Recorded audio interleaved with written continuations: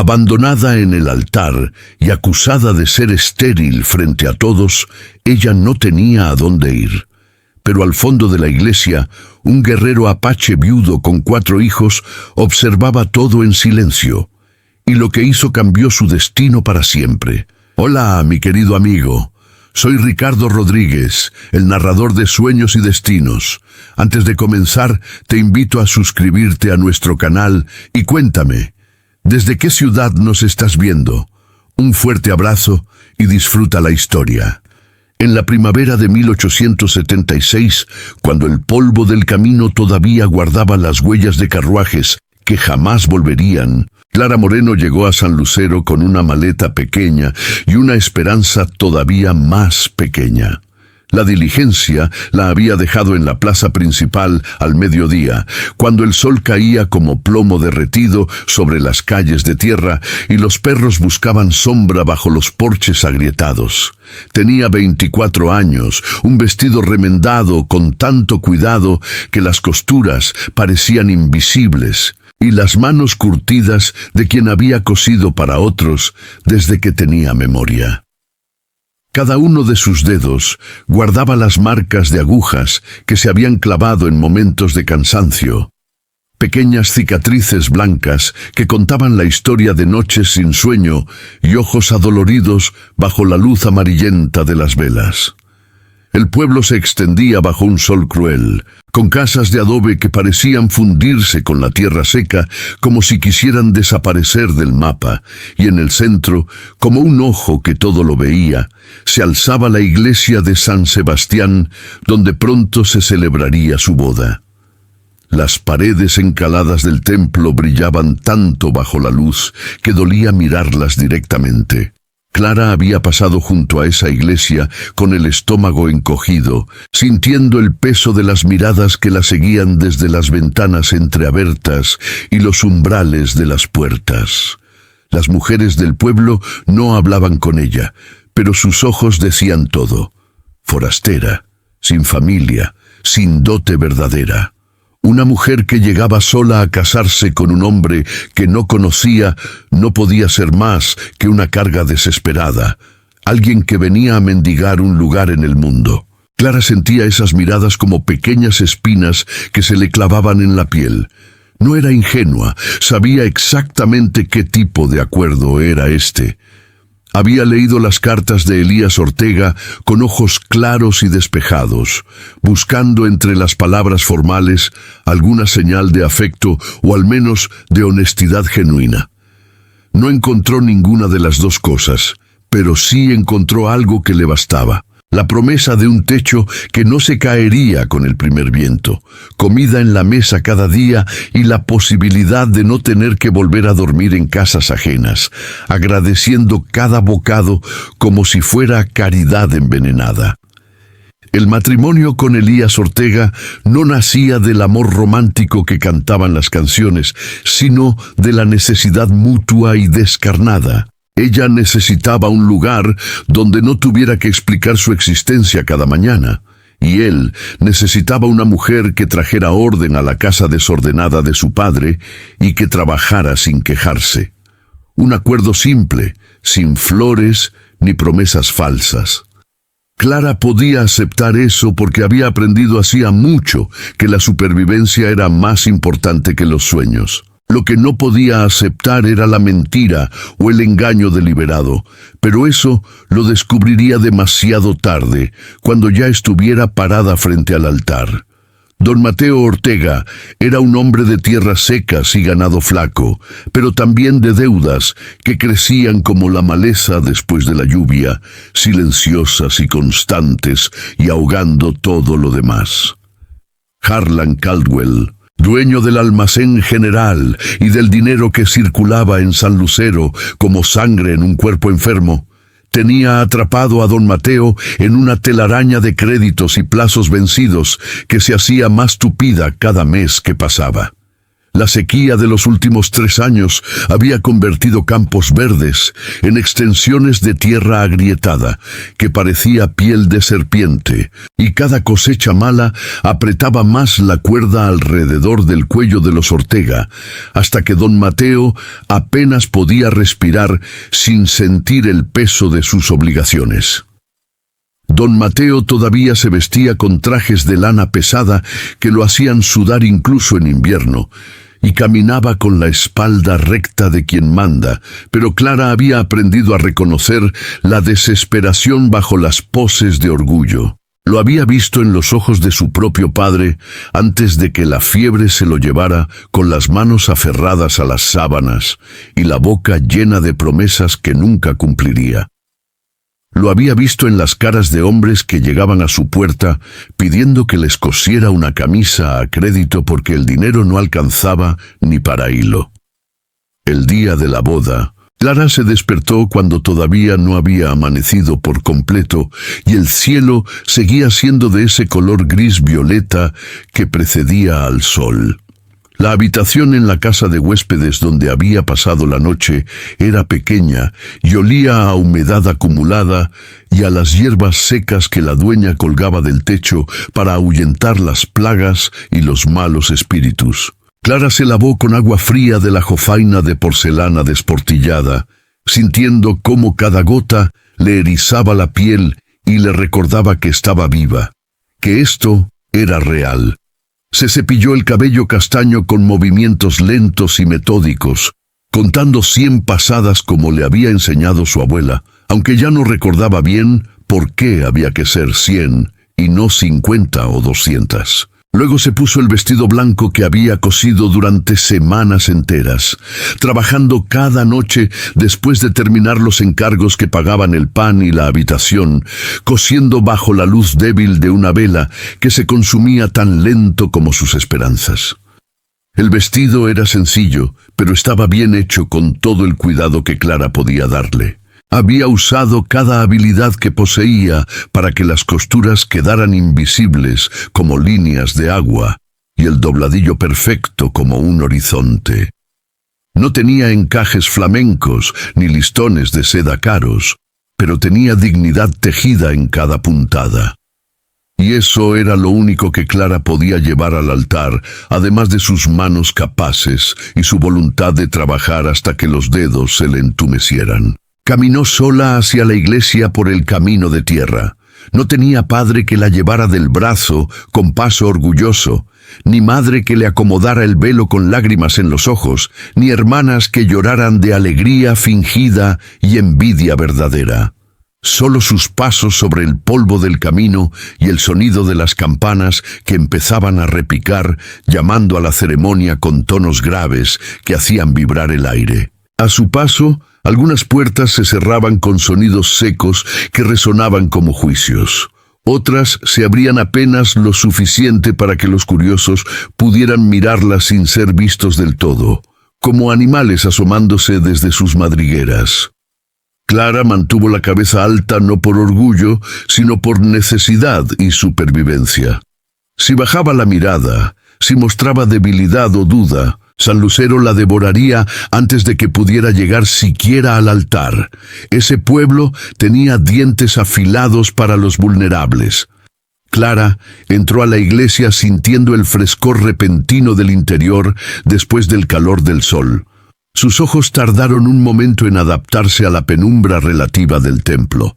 El vestido blanco, que había cosido durante semanas, le quedaba perfecto, ceñido en la cintura y discreto en el escote, como correspondía a una mujer decente que sabía cuál era su lugar.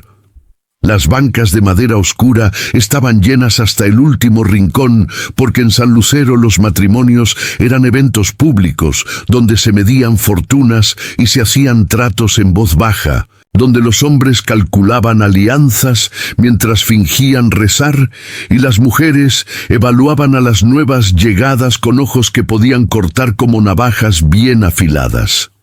El padre Beltrán esperaba frente al altar con su sotana negra que olía a incienso viejo, y sus ojos cansados de haber visto demasiadas bodas que empezaban con ilusión y terminaban en amargura y golpes silenciosos, y Elías, a su lado, parecía un árbol seco que apenas se sostenía sobre raíces débiles, con los hombros caídos y la mirada fija en algún punto indefinido del suelo, como si no quisiera ver lo que estaba a punto de suceder. Clara lo miró mientras caminaba por el pasillo central y sintió algo frío instalarse en su estómago. Este hombre no la amaba, eso lo sabía y lo aceptaba. Pero había esperado al menos que pudiera mirarla a los ojos. Clara caminó entre los murmullos bajos que llenaban la iglesia como un zumbido de abejas. Las mujeres la miraban con esa mezcla de curiosidad malsana y juicio que reservaban para las forasteras que llegaban sin referencias ni apellidos conocidos. Los hombres evaluaban su cuerpo como quien evalúa una yegua antes de comprarla, midiendo caderas y pechos con miradas que ella sentía como manos sucias.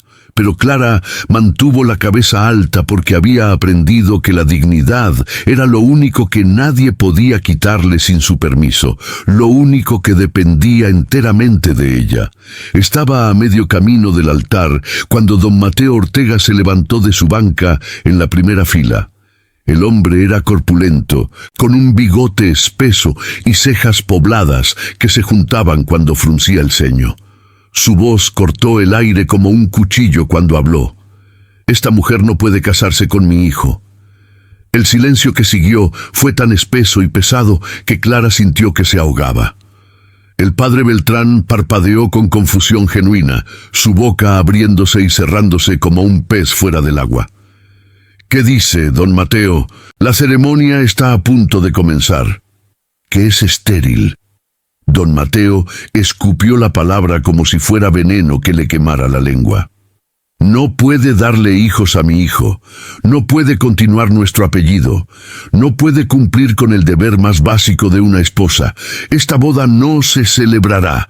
Clara sintió que el suelo de piedra se abría bajo sus pies como si la tierra misma la rechazara, no por la acusación, que era mentira pura y simple, sino por la crueldad deliberada y pública de pronunciarla allí, frente a todos, donde cada persona presente la oiría y la repetiría hasta que se convirtiera en verdad. Buscó los ojos de Elías con desesperación, rogando que él dijera algo, que la defendiera, que mostrara aunque fuera una pizca de honor. Pero Elías solo bajó la mirada hacia sus botas polvorientas y dio un paso atrás, alejándose de ella como si fuera contagiosa. «Lo siento», murmuró sin mirarla, con voz tan baja que Clara apenas la escuchó. «Mi padre tiene razón. No puedo arriesgar el futuro de nuestra familia por alguien defectuosa». Las palabras cayeron sobre Clara como piedras afiladas. El pueblo estalló en murmullos que se alzaban como una marea. Las mujeres cuchicheaban entre dientes con expresiones de satisfacción apenas disimulada. Los hombres reían con ese sonido áspero y cruel que usaban cuando veían a alguien caer de una altura grande.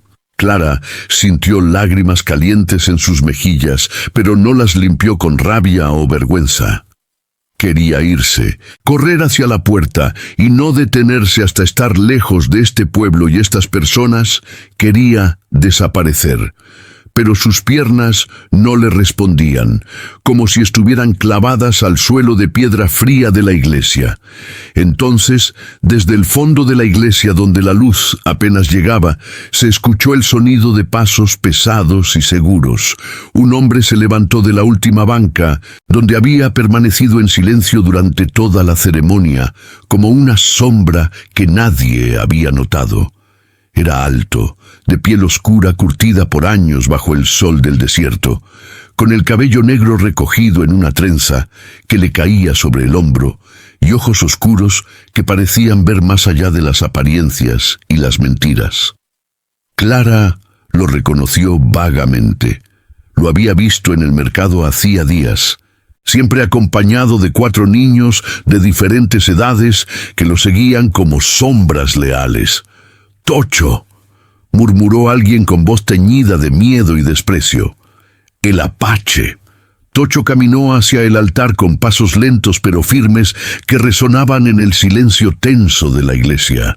Nadie se atrevió a detenerlo, porque había algo en su presencia que imponía respeto y miedo a partes iguales. Algo en la forma en que movía su cuerpo que decía que sabía defenderse y que no temía a ninguno de los hombres presentes. Se detuvo frente a Clara y la miró directamente a los ojos, con una intensidad que ella sintió como una corriente eléctrica. «Esta mujer está bajo mi protección», dijo en español, con acento marcado pero claro como agua de manantial. «Nadie más la humillará. Nadie más la juzgará sin pruebas. Está hecho». Don Mateo se puso rojo de furia hasta que sus mejillas parecían tomates maduros. «¿Quién te crees tú para interrumpir una ceremonia cristiana salvaje? Ofrezco 2 caballos y 6 meses de trabajo en las tierras que necesiten manos», interrumpió Tocho sin mirarlo, manteniendo sus ojos fijos en Clara. «A cambio, ella tendrá un techo en mi rancho y comida hasta que pueda sostenerse sola. Es un acuerdo justo y público. Testigos hay suficientes». El padre Beltrán abrió la boca con sorpresa, la cerró sin saber qué decir, la volvió a abrir buscando palabras que no encontraba.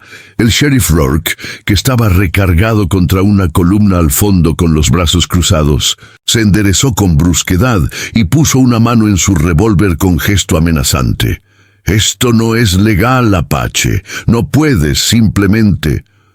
«Es un acuerdo de trabajo y protección», cortó Tocho mirándolo fijamente sin parpadear. «Nada más y nada menos. Y nadie aquí tiene autoridad para impedirlo a menos que tengan una ley específica que lo prohíba». «¿La tienen?». El silencio fue su respuesta. Clara lo miró sin comprender completamente lo que estaba pasando, sintiendo que el mundo se había vuelto extraño y confuso. ¿Por qué este hombre, este extraño que no la conocía de nada, arriesgaría su seguridad y la de sus hijos por ella? Pero en sus ojos vio algo que no había visto en los de Elías ni en los de ningún hombre de San Lucero. Determinación real, honestidad sin adornos, y algo más que no podía nombrar pero que reconocía como verdadero. ¿Y bien? Tocho le tendió la mano con la palma hacia arriba en un gesto de oferta. ¿Aceptas este acuerdo? Nadie te obligará. La elección es tuya y solo tuya. Clara miró esa mano extendida con dedos callosos, de trabajo duro. Miró las caras hostiles del pueblo que la rodeaban como lobos. Miró a Elías, que seguía sin levantar la vista del suelo con cobardía escrita en cada línea de su cuerpo. Miró al padre Beltrán, que no había dicho una palabra en su defensa, y tomó una decisión que cambiaría su vida para siempre. Una decisión que sabía que no tenía vuelta atrás. «Acepto», dijo con voz clara que sorprendió hasta a ella misma, y puso su mano en la de Tocho, sintiendo el calor y la fuerza en ese apretón. El pueblo estalló en protestas y gritos indignados, pero Tocho no se inmutó, ni siquiera parpadeó. Guió a Clara fuera de la iglesia con pasos firmes, ignorando los gritos de traición y las amenazas que volaban como flechas a su alrededor. Afuera, amarrados a un poste cerca de la entrada, esperaban 2 caballos de pelo brillante bajo el sol. Tocho la ayudó a montar en uno de ellos con manos cuidadosas, asegurándose de que estuviera bien sentada antes de montar en el suyo.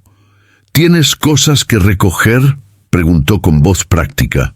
«Solo una maleta pequeña. Está en la posada donde dormí anoche. Entonces vamos por ella antes de que alguien decida que no te pertenece». Mientras cabalgaban por las calles polvorientas de San Lucero, Clara sintió cómo las miradas lo seguían como flechas envenenadas. Sabía que acababa de convertirse en algo peor que una mujer rechazada a los ojos de este pueblo. Se había vuelto una traidora, alguien que había elegido a un apache sobre los suyos. Pero cuando miró a Tocho cabalgando a su lado con la espalda recta y los ojos fijos en el camino adelante, vio en su rostro una calma que la tranquilizó más de lo que esperaba. Este hombre sabía lo que era ser juzgado injustamente. Lo llevaba en cada gesto, en cada silencio, en la forma en que ignoraba los insultos, como quien ignora el ladrido de perros lejanos. Recogieron la maleta de Clara sin problemas y salieron del pueblo sin mirar atrás. El sol empezaba a caer pintando el cielo de naranjas y rojos cuando llegaron al rancho de Tocho, una construcción sencilla de adobe y madera que se alzaba en un valle rodeado de colinas áridas cubiertas de matorrales resistentes. Frente a la casa, bajo un álamo que daba sombra al patio, 4 niños esperaban con expresiones que iban del miedo contenido a la curiosidad abierta. «Estos son mis hijos», dijo Tocho desmontando con movimiento fluido y ayudando a Clara a bajar. Señaló al mayor, un muchacho de unos 12 años con mirada dura que parecía más viejo de lo que era. Quillán. Luego al que le seguía, de 10 años, que observaba a Clara con cautela de animal salvaje. Nantán. El tercero, de 8 años, tenía los brazos cruzados sobre el pecho y una expresión desafiante que decía que no sería fácil ganarse su confianza. Ishto. Y el menor, de apenas 6 años, se escondía detrás de sus hermanos mayores, con ojos enormes, llenos de preguntas. «Pablo». Clara bajó del caballo sintiendo sus piernas temblar después del viaje, y se quedó quieta sin moverse, sin saber qué decir o hacer. Los niños la miraban como si fuera una criatura extraña que hubiera caído del cielo, algo que no sabían si temer o aceptar. Había dolor viejo en esos ojos jóvenes, el tipo de dolor que deja cicatrices invisibles pero profundas. Su madre murió hace 2 años por fiebre, explicó Tocho en voz baja pero clara, sin endulzar la verdad. Desde entonces, nos las arreglamos solos como podemos, pero necesitamos ayuda, porque yo trabajo en el campo, cuido el ganado, reparo cercas y techo. No tengo tiempo para todo lo demás, y los niños necesitan más que lo que yo puedo darles. Entiendo, dijo Clara. Y sí entendía perfectamente. Entendía que este no era un rescate romántico de los que cantaban las baladas. Era un trato práctico entre 2 personas que necesitaban sobrevivir en un mundo que no era amable con ninguno de los 2. «Puedes dormir en el cuarto que está junto a la cocina», continuó Tocho señalando hacia la casa. «Los niños duermen en el otro cuarto grande. Yo duermo afuera, cerca de los corrales, donde puedo oír si algo anda mal. Trabajarás ayudando con la casa, la comida, la ropa, mantener todo en orden. A cambio, tendrás techo sobre tu cabeza, comida en tu plato 3 veces al día y protección de cualquiera que venga a molestarte. Cuando puedas sostenerte sola y quieras irte, eres libre de hacerlo. No eres prisionera aquí». Clara asintió, sintiendo un nudo en la garganta. Era más de lo que tenía hacía 1 hora. Más de lo que esperaba tener en mucho tiempo. «¿Y ellos?», preguntó señalando a los niños que los observaban con atención. «¿Están de acuerdo con esto?». Tocho se volvió hacia sus hijos y habló primero en apache. Luego repitió en español para que Clara entendiera cada palabra. «Ella no es su madre, y no pretenderá serlo porque nadie puede reemplazar lo que perdieron, pero nos ayudará a mantenernos en pie. Y ustedes la respetarán como respetan a cualquier adulto de esta casa. ¿Entendido?». Los niños asintieron en silencio, aunque Ishto lo hizo con desgano evidente, arrastrando los pies en el polvo. Esa primera noche, Clara apenas pudo dormir en su nuevo cuarto.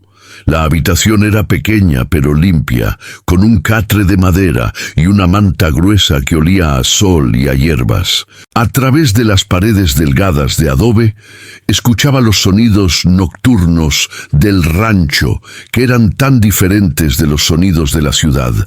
El viento que silbaba entre las rendijas con voces fantasmales, el mugido lejano del ganado que se movía en la oscuridad, los pasos de Tocho, que caminaba alrededor de la casa como un vigilante silencioso que nunca dormía del todo. Clara se preguntó qué tipo de vida la esperaba aquí, qué decisión había tomado realmente. Pero cuando cerró los ojos, lo único que podía ver era la cara de don Mateo, escupiéndole la palabra estéril, como si fuera lo peor que una mujer podía ser. Al amanecer, Clara se despertó con el sonido de voces infantiles y movimiento. Se vistió rápidamente con manos torpes por el cansancio y salió a la cocina. Los niños ya estaban despiertos y moviéndose con una rutina bien establecida que hablaba de muchos meses haciendo lo mismo. Quillán avivaba el fuego en la chimenea con movimientos expertos. Nantán traía agua del pozo en cubetas que parecían demasiado pesadas para sus brazos delgados. Isto sacaba las cabras al corral pequeño y Pablo, el menor, simplemente observaba todo con ojos grandes y asustados mientras se mantenía cerca de la pared como si quisiera fundirse con ella. «Buenos días», dijo Clara, sintiendo la torpeza inmensa de la situación y sin saber cómo romper el silencio pesado. Los niños la miraron con diferentes grados de desconfianza, y Quillán fue el primero en hablar con voz que intentaba sonar más adulta de lo que era. «¿Sabes cocinar?» «Sí». «¿Sabes coser ropa rota?» «También». «¿Y limpiar bien?» «Todo lo que necesiten. Aprendí de niña».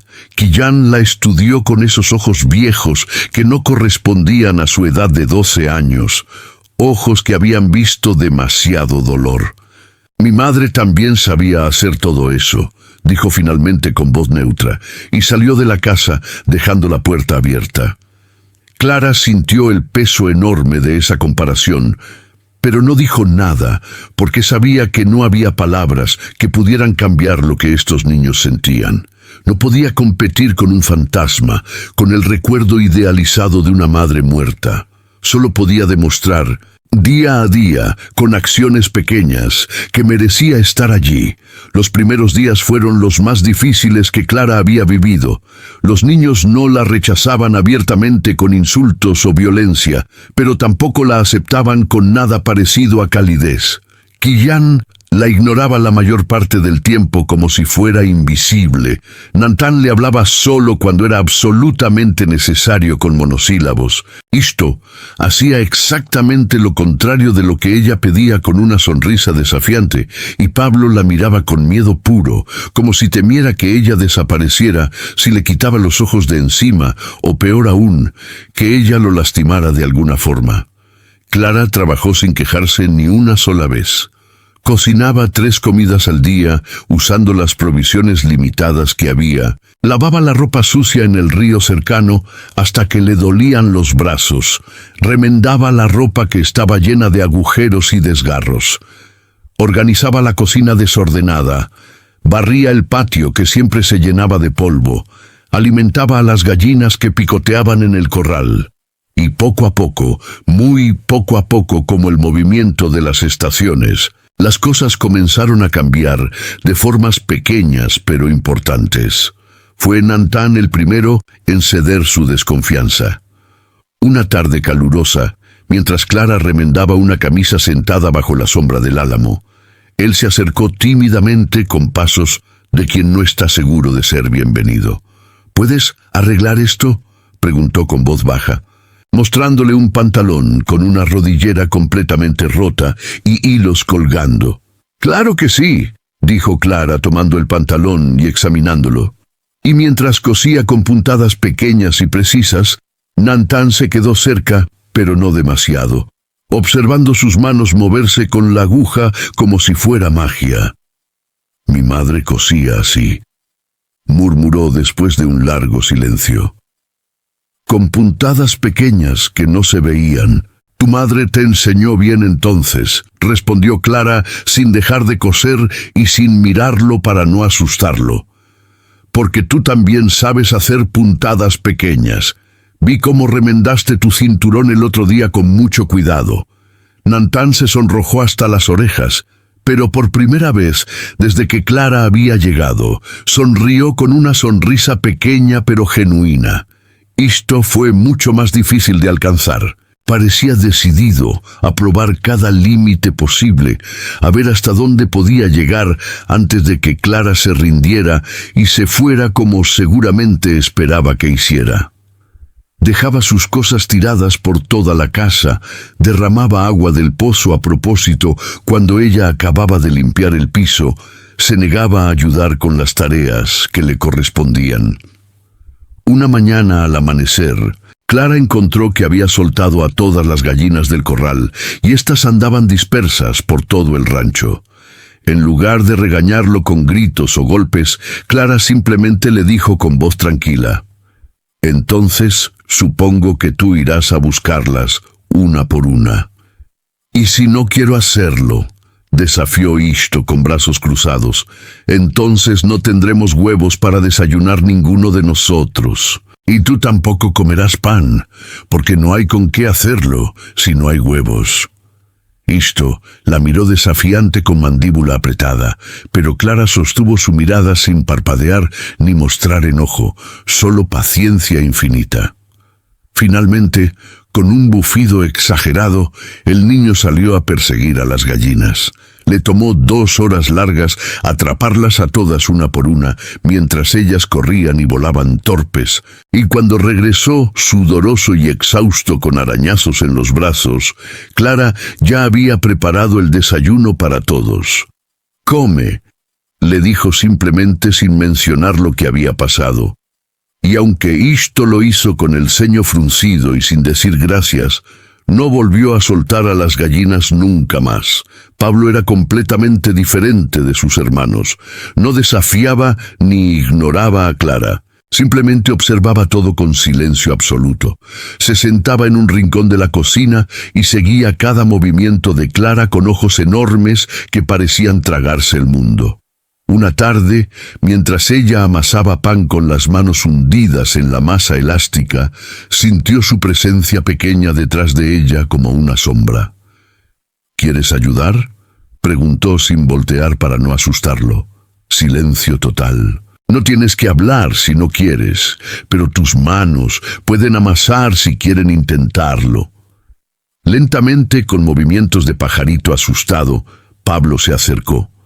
Clara le dio un pedazo de masa suave y le mostró cómo trabajarla con las palmas, presionando y doblando. Las manos pequeñas del niño se movieron torpemente al principio sin coordinación. Pero Clara no lo corrigió ni le dijo que lo estaba haciendo mal. Solo amasó a su lado, en un silencio cómodo y compartido, hasta que el pan estuvo listo para hornear en el horno de adobe. Cuando Pablo probó el pan que él mismo había ayudado a hacer, tibio y con mantequilla, sonrió por primera vez con una sonrisa que iluminó toda su cara. Y Clara sintió que algo en su pecho se aflojaba. Tocho observaba todo esto desde la distancia con ojos que no perdían detalle. No intervenía en las interacciones entre Clara y los niños, pero Clara lo sentía siempre presente como un guardián silencioso que vigilaba sin juzgar. Por las noches, cuando los niños ya dormían profundamente, él se sentaba en el porche de madera a tallar pequeñas figuras de animales con su cuchillo afilado. Clara a veces salía después de limpiar la cocina y se sentaba a su lado en silencio, sin hablar, solo compartiendo el aire fresco de la noche y el canto de los grillos. Una de esas noches, bajo un cielo lleno de estrellas, Tocho habló sin mirarla, mientras sus manos seguían tallando. «Gracias. ¿Por qué me das las gracias? Por no intentar ser su madre cuando no puedes serlo». Clara tardó en responder, buscando las palabras correctas. «No podría serlo, aunque quisiera con todo mi corazón. Ellos ya tuvieron una madre, y la perdieron de la peor manera. Lo único que puedo hacer es estar aquí, ser constante». Tocho asintió lentamente tallando lo que parecía ser un caballo. «Eso es más de lo que muchos harían. La mayoría querría reemplazarla, Pero la paz frágil del rancho no podía durar para siempre en un mundo que no perdonaba. San Lucero no había olvidado a Clara, ni tampoco había perdonado lo que consideraban una traición imperdonable. Don Mateo había perdido la boda que necesitaba para calmar a Caldwell, pero también había perdido algo más valioso que el dinero: su credibilidad frente al pueblo. La acusación pública de esterilidad había sido su carta de escape desesperada para librarse del compromiso con Clara y ganar tiempo precioso con Caldwell.